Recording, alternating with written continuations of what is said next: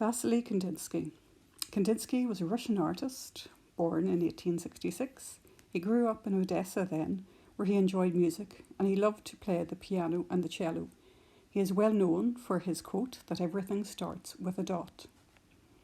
He was one of the founding fathers of abstract art, and more specifically, abstract expressionism. He believed that shapes and colours alone could be art, as seen in this one of his most famous paintings called Squares with Concentric Circles. These are some more examples of abstract expressionism. The name was given purely or mostly through the lack of representational subject matter, and you can see in these paintings by Rothko, Pollock and Gorky that they're really involved with looking at colour and texture and shape. Kandinsky was obsessed with colour and shape. He felt that he could express feelings and music through colours and shapes in his paintings. Like orange was excited, pink was tender, yellow was scared, red was angry, blue sad, and green was happy. He also really liked and was motivated by the idea of music and colours.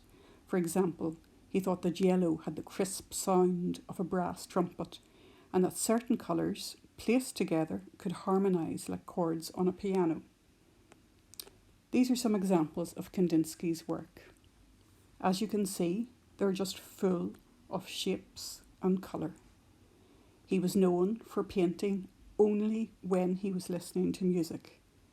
And you get this idea of movement through his paintings. You can see that some are round and soft, like the one on the bottom in the middle, or the one on the bottom right. Whereas the one on the top right is very jagged and there's lots of lines going all over the place. So back to Squares with Concentric Circles from 1913. He used watercolour, gouache, which is a type of paint, and crayon, and it's on paper. As we've said previously, this is perhaps Kandinsky's most recognisable work. It's a study on how different colour combinations are perceived, and Kandinsky used this little painting for his further paintings to look at the idea of which colours work together.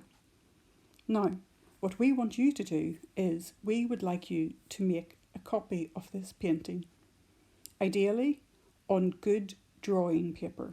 So for this, it's not ideal that you use printer paper. So please do it in your sketchbook. Use the whole size of the page, but it would be really brilliant if you actually had a slightly larger piece of paper, if you had A3. If you don't worry, A4 is fine. Take your time and paint carefully, just with your school paints.